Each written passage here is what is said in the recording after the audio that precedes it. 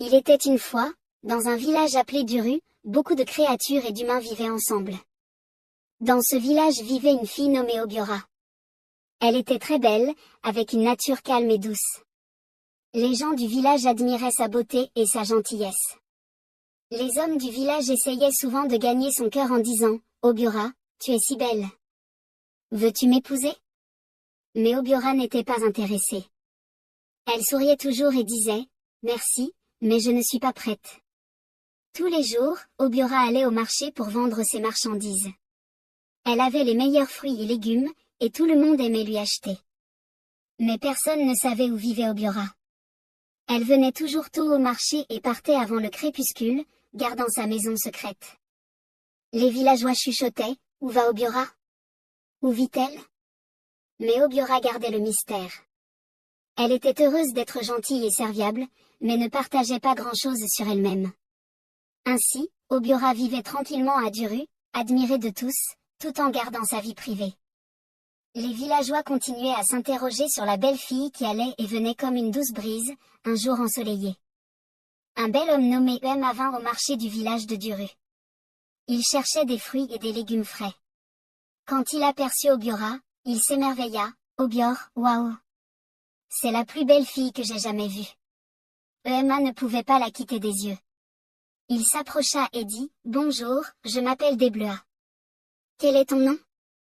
Obiora sourit doucement et répondit « Je suis Obiora. Comment puis-je vous aider aujourd'hui ?» Uema était ravi de lui parler. Il acheta des fruits et resta pour discuter. Ils parlèrent de la météo, du village et du marché. Uema était enchanté par la voix douce d'Obora et son sourire aimable. Dès lors, il commença à venir au marché tous les jours, juste pour la voir. Ils devinrent amis et Uema eut l'impression de tomber amoureux. Un soir, alors que le marché fermait, Uema remarqua qu'il se faisait tard. Il vit Obora qui rangeait ses affaires et lui proposa de la raccompagner. « Il n'est pas prudent d'y aller seul dans le noir, dit-il. » Obora hésita, mais Uema insista. Elle accepta, et ils commencèrent à marcher. Tandis qu'ils avançaient, le ciel s'obscurcit et l'air se rafraîchit. Soudain, Uema sentit quelque chose d'étrange, une main froide lui toucha le dos. Il se retourna, mais il n'y avait personne. Son cœur se mit à battre la chamade, et la peur l'envahit. Il regarda Obora, qui semblait calme, marchant devant. Uema ne pouvait pas se défaire de cette peur. Il s'arrêta et dit « Obora, je pense que je devrais rentrer. Il commence à faire trop sombre. » Obora se tourna vers lui et dit doucement « Ce n'est pas grave, Uema. Tu peux rentrer si tu as peur. » Elle sourit doucement, mais ses yeux laissaient entrevoir de la crainte. Uema acquiesça et se précipita vers le village. Il courut, jusqu'à atteindre sa maison. À partir de ce jour, Uema ne retourna jamais au marché pour revoir Obora, il avait trop peur de cette mystérieuse main froide et de la nuit noire. Obiora lui manquait, mais elle poursuivit sa vie paisible dans le village. Les villageois se demandaient pourquoi Uema avait soudainement cessé de venir au marché, mais personne ne connaissait le secret de cette nuit-là. Obiora, en vérité, n'était pas une simple fille du village. Elle était originaire de la forêt magique profonde, au-delà de Duru. Elle vivait avec sa famille, qui n'était pas humaine. Obiora avait la capacité de prendre différentes formes, mais elle était la seule à pouvoir garder une apparence humaine tout le temps. Sa famille l'aimait énormément, mais il ne voulait pas qu'elle se rapproche des humains. Ses parents lui répétaient souvent « Obiora, tu ne dois pas épouser un humain.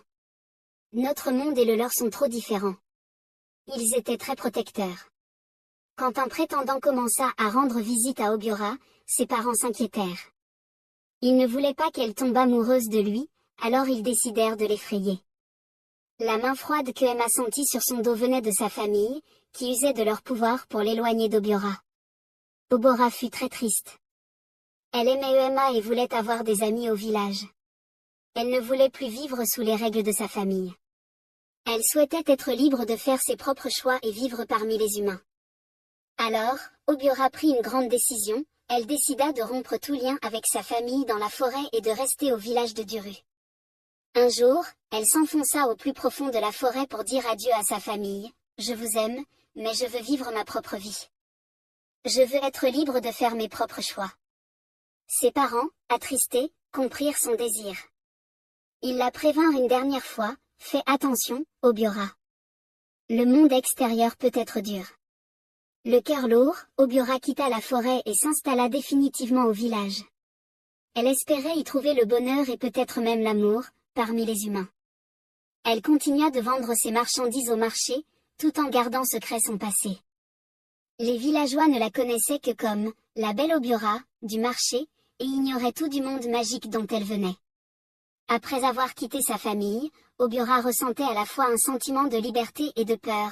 Elle voulait vivre sa propre vie, mais savait que rien ne garantirait qu'on ne la ramène pas dans le monde de sa famille. Obiora décida donc de se rendre au sanctuaire d'Abiri. Abiri était un puissant esprit, réputé pour aider ceux qui recherchaient une autre voie dans la vie. Obiora se dirigea vers le sanctuaire et s'agenouilla devant l'autel d'Abiri. D'une voix douce mais déterminée, elle dit, « Grand Abiri, je souhaite rompre tous les liens avec ma famille. Je veux vivre librement dans le village de Duru, loin de leur contrôle. » Abiri apparut dans une douce lueur et écouta la demande d'Obora. L'esprit hocha la tête et dit, « Je comprends ton souhait, Obiora. Je t'accorderai la liberté que tu recherches, mais sache que ta famille ne sera pas contente. Ils pourraient essayer de te maudire pour te ramener. » Obora, le cœur courageux, acquiesça, « Je comprends, mais je veux quand même continuer. » Alors Abiri leva la main et exauça le souhait d'Obora d'un geste délicat. Le lien entre Obiora et sa famille fut rompu. Mais, conformément à l'avertissement d'Abiri, quand sa famille s'aperçut qu'elle avait perdu tout contact avec Obiora, elle s'emporta. Sa mère, le cœur brisé, lança une malédiction dans les airs. « Puisses-tu ne jamais trouver le bonheur avec un humain, qu'il te laisse toujours dans le désespoir. » Malgré la malédiction, Obiora demeura à Duru, vendant ses produits au marché et interagissant avec ses habitants, espérant qu'elle trouverait l'amour et un sentiment d'appartenance. Elle était déterminée à vivre libre, envers et contre tout. Obiora resta gentille et douce, se raccrochant à l'espoir de rencontrer un jour quelqu'un capable de voir au-delà de la malédiction et de l'aimer pour qui elle était réellement. Un jour, un marchand connu sous le nom de Kalo arriva au village de Duru. Il voyageait de village en village pour vendre de beaux tissus et vêtements. Kalo était amical et charmant, beaucoup l'aimaient. Lorsqu'il vit Obiora au marché, il fut frappé par sa beauté et sa grâce. « Qui est cette jolie fille ?» se demanda-t-il. Kalo s'approcha d'elle, un grand sourire aux lèvres. « Bonjour, je suis Kalo. Je voyage et je vends de beaux tissus.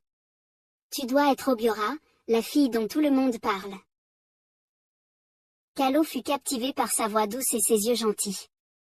Il se mit à fréquenter le marché plus souvent, faisant systématiquement un arrêt au stand d'Obiora. Ils discutaient, riaient, et Kalo tomba amoureux d'Obiora. Il voyait en elle non seulement la beauté, mais aussi la douceur et la gentillesse. Après un certain temps, Kalo décida qu'il voulait l'épouser. Il lui dit, tout excité, « Obiora, je t'aime beaucoup. Veux-tu m'épouser et venir vivre avec ma famille ?» Obiora, prudente en matière d'amour à cause de ses expériences passées, sentit cependant une étincelle d'espoir. Elle accepta de rencontrer la famille de Kalo. Kalo était heureux et l'emmena dans son village pour la présenter à ses parents. À leur arrivée, la mère de Kalo regarda Obiora en fronçant les sourcils. Elle avait entendu des rumeurs sur le passé mystérieux d'Obiora et d'étranges événements autour d'elle. Cette fille est belle, mais il y a quelque chose d'étrange chez elle. Pensa-t-elle. Après avoir conversé un moment avec Obiora, la mère de Kalo secoua la tête. « Je suis désolée, Kalo, mais je ne fais pas confiance à cette fille. Il y a une malédiction autour d'elle. Elle ne convient pas à notre famille. » Kalo fut abasourdi et attristé. Il aimait sincèrement Obiora, mais respectait les souhaits de ses parents. Il la regarda, le cœur lourd. « Obiora, je suis désolé. Ma mère n'approuve pas notre mariage. Je dois écouter ma famille. » Le cœur d'Obiora se brisa.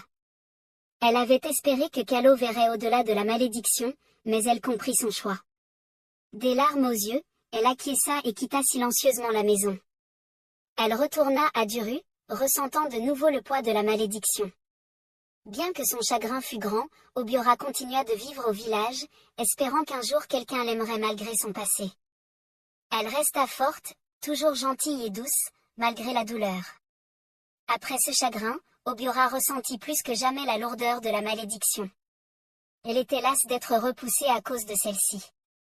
Désespérée de trouver une solution, elle décida de retourner au sanctuaire d'Abiri, dans l'espoir que l'Esprit puissant l'aiderait à se libérer de cette malédiction. À genoux devant l'autel, le cœur oppressé, elle supplia, « Grand Abiri, la malédiction sur moi me cause tant de souffrance. Je t'en prie, délivre-moi de ce fardeau pour que je puisse enfin trouver le bonheur. » Abiri apparut dans une douce lumière éclatante, écoutant la supplication d'Obiora. L'Esprit, lisant la sincérité dans ses yeux, déclara, « Obiora, tu as énormément souffert à cause de cette malédiction.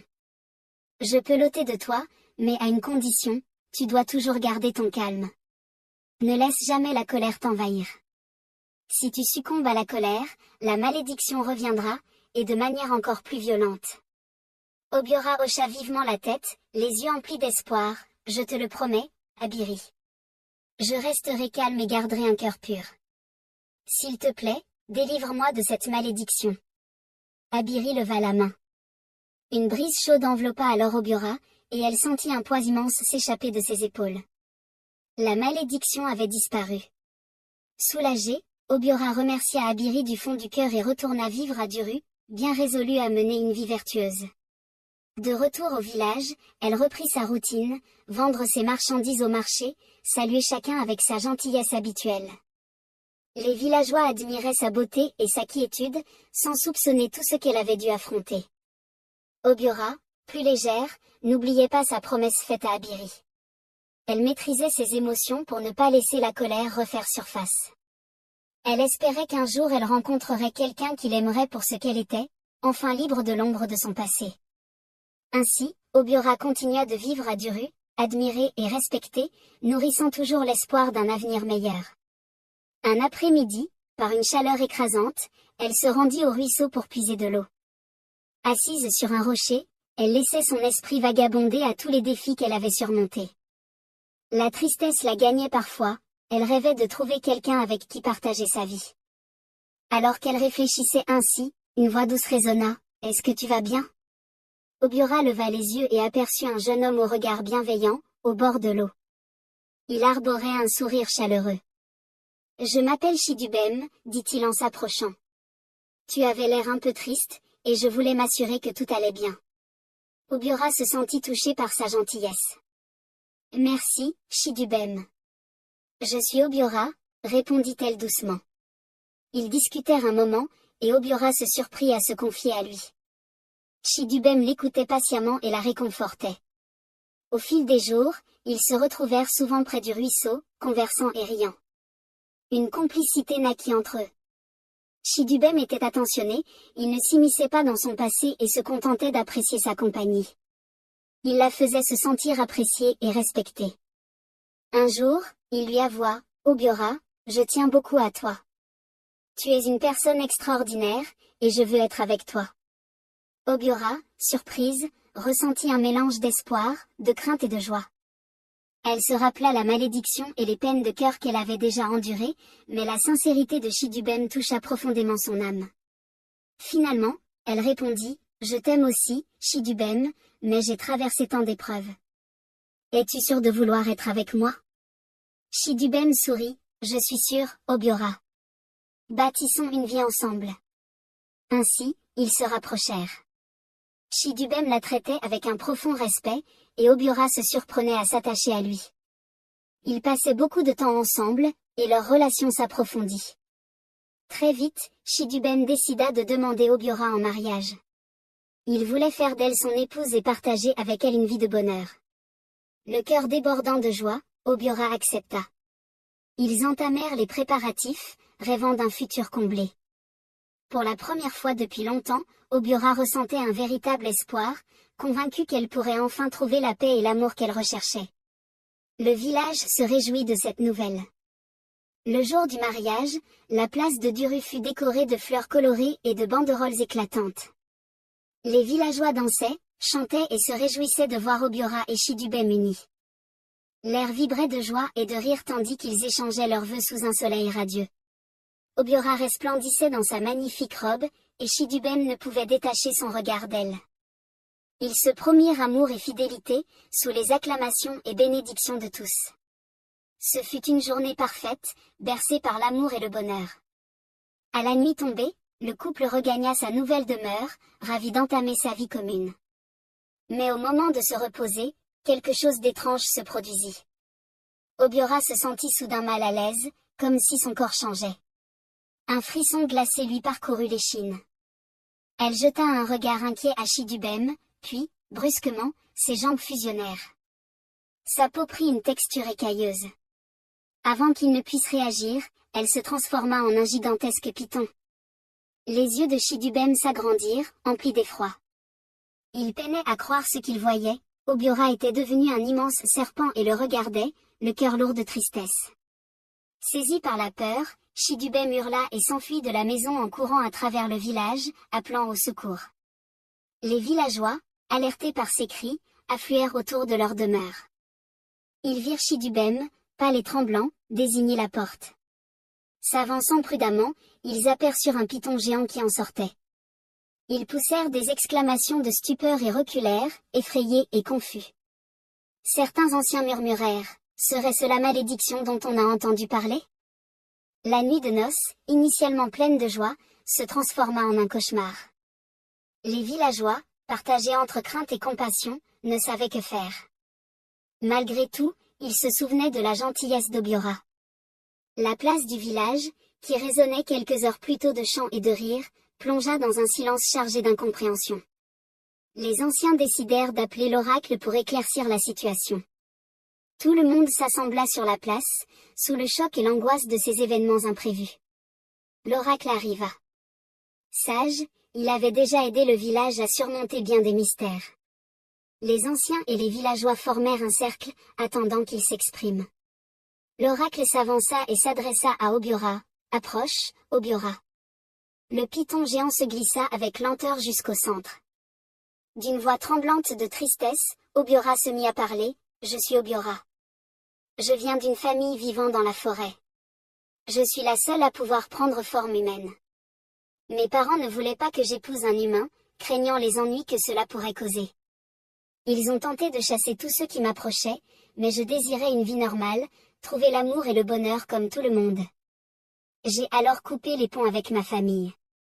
Ils m'ont maudite, disant que je ne connaîtrais jamais le bonheur véritable avec un humain. » Les villageois écoutèrent, et leur peur se mua en compassion.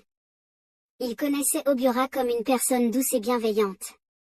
Les anciens consultèrent l'oracle qui acquiesça, reconnaissant la véracité de son récit. Puis l'oracle se tourna vers Shidubem. « Shidubem, as-tu quelque chose à dire ?» Tremblant toujours, honteux, Shidubem s'avança. Il hésita, mais soutenu par le regard insistant de l'oracle, il finit par avouer « Oui, j'ai quelque chose à confesser. J'étais d'abord attiré par Obiora pour sa beauté et sa gentillesse, mais j'avais aussi d'autres intentions. Je comptais l'exploiter pour acquérir fortune et pouvoir.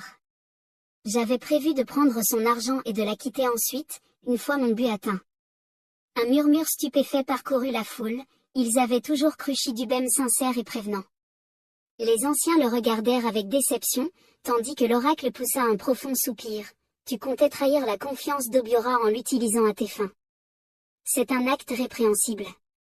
Obiora ne voulait rien de plus qu'une vie simple et l'amour, et tu ne l'as vu que comme un moyen. » Shidubem baissa la tête, incapable de soutenir le regard des villageois. La vérité, dure, venait de se dévoiler pour tout le monde. L'oracle et les anciens devaient à présent décider de la suite. Le silence pesait sur l'assemblée, chacun attendant le verdict. Après un long moment de réflexion, l'oracle prit la parole d'une voix calme, mais résolue. Obiora recherchait la paix et l'amour. Shidubem souhaitait l'exploiter à son profit. Dans ce monde, nos actes ont des conséquences. Shidubem, tu ne peux te dérober à la responsabilité de tes intentions et de tes actes. L'oracle se tourna vers Shidubem. Tu ne peux pas être libéré d'Obiora. Tu devras rester à ses côtés en tant qu'époux. Telle est la conséquence de ta tromperie, la leçon que tu dois apprendre. Tu voulais l'utiliser? Maintenant, tu vivras avec celle que tu comptais trahir. Voilà ta punition. Un silence stupéfait tomba. Les villageois furent sidérés par la décision de l'oracle, beaucoup eurent pitié pour Obiora, qui avait déjà tant enduré. D'autres se questionnaient sur l'avenir de Chidubem. Néanmoins, chacun respectait la sagesse de l'oracle. Chidubem, dévasté, réalisa la gravité de ses actes et les conséquences qui s'imposaient à lui. Il jeta un regard à Obiora, toujours sous la forme d'un python, les yeux emplis de tristesse. L'oracle éleva la main pour apaiser la foule, cette union demeurera. Qu'elle soit un rappel de l'importance de la sincérité, du respect et de l'amour véritable. Chidubem et Obiora quitteront maintenant Duru ensemble, pour affronter les épreuves qui les attendent, là où le destin les conduira. Les villageois comprirent alors la portée de cette décision, et que la punition de Chidubem valait également leçon pour tous. Les actes égoïstes finissent toujours par se retourner contre celui qui les commet. Le rassemblement prit fin dans une ambiance solennelle. Peu à peu, les villageois se dispersèrent, murmurant à propos des événements du jour. Obiora et Chidubem, liés par le destin et la volonté de l'oracle, se préparèrent à quitter le village. C'était un chemin incertain qui s'offrait à eux, mais ils n'avaient d'autre choix que de l'emprunter ensemble. Le village de Duru garderait longtemps en mémoire l'histoire d'un amour mêlé de trahison et de quête de rédemption. Certains observaient leur départ avec compassion, d'autres avec une curiosité teintée de crainte. Chidubem et Obiora gagnèrent la forêt où la famille d'Obiora résidait. À mesure qu'ils s'enfonçaient sous les frondaisons épaisses, l'air semblait se charger d'une magie mystérieuse. Chidubem était nerveux, ne sachant pas ce qui l'attendait. Obiora, toujours sous l'apparence d'un python, ouvrait la marche. Ils parvinrent finalement à une clairière cachée. Là se trouvaient les membres de la famille d'Obora, chacun sous une forme singulière, certains portaient des traits d'animaux, d'autres paraissaient presque éthérés. Ils regardèrent sans un mot Obiora et Chidubem approcher. Alors, Chidubem, conscient du poids de ses fautes, s'avança, la tête baissée, « Je vous demande pardon. J'ai voulu exploiter Obiora pour mon propre intérêt, mais j'ai compris ma faute. J'accepte la sentence de l'oracle, et je regrette sincèrement mes intentions. » Les parents d'Obiora, inquiets pour elle, l'écoutèrent attentivement. Ils lurent le remords dans le regard de Chidubem et comprirent qu'il ne mentait pas. Après un instant, la mère d'Obiora rompit le silence. « Nous voyons que tes excuses sont sincères, Chidubem. Nous t'accordons notre pardon, mais sache que vivre ici ne sera pas facile. Tu dois respecter nos règles et prendre soin d'Obiora. » Chidubem inclina la tête avec reconnaissance. « Je comprends et je ferai de mon mieux. » La famille d'Obiora l'accepta dès lors dans son univers, non pas comme un être parfait, mais comme quelqu'un prêt à apprendre et à grandir. Chidubem dut rapidement s'adapter à une vie fort différente de celle qu'il avait connue. Les créatures de la forêt étaient douces, bienveillantes, mais régies par leurs coutumes et leur magie. Il s'efforça de s'intégrer, assimilant peu à peu leurs responsabilités et leur culture. Obiora, désormais libre d'être elle-même, alternait parfois entre sa forme humaine et sa forme de python, voire d'autres métamorphoses. Chidubem apprit à la comprendre et à l'accepter telle qu'elle était. Ils trouvèrent un nouveau rythme, loin de l'agitation du village. Avec le temps, Chidubem en vint à chérir la beauté et la quiétude de la forêt. Il s'intégra à la famille d'Obiora, les aidant et partageant leur vie. Il accepta son destin et en tira le meilleur parti, découvrant peu à peu des moments de joie et de sérénité. Obiora, de son côté, se sentit enfin chez elle. Elle était entourée de sa famille et d'un homme qui, malgré ses torts passés, choisissait à présent de rester auprès d'elle et de la respecter. Ensemble, ils trouvèrent une nouvelle forme de bonheur, différente de tout ce qu'ils avaient pu imaginer, mais tout aussi enrichissante. Ils apprirent que l'amour et l'acceptation pouvaient exister sous de multiples visages, et ils adoptèrent la vie qu'ils avaient, découvrant la plénitude au cœur de la forêt magique.